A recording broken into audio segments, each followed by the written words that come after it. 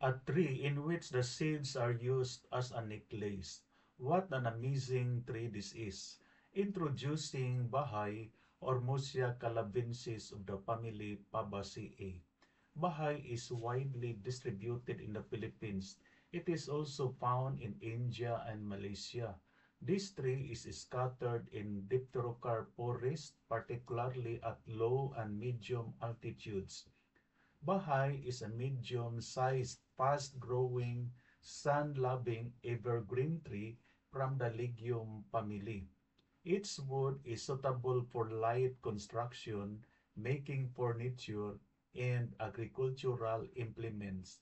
In Mindanao, the Mamwa tribe uses the bark of the bahay soaked in water for 5 days with coconut oil to treat diarrhea, dysentery, skin diseases, measles, chickenpox, and constipation.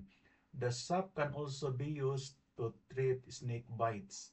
The attractive bright colored seeds can be made into necklaces, which is the main reason for naming this plant Ormosia from the Greek word meaning necklace.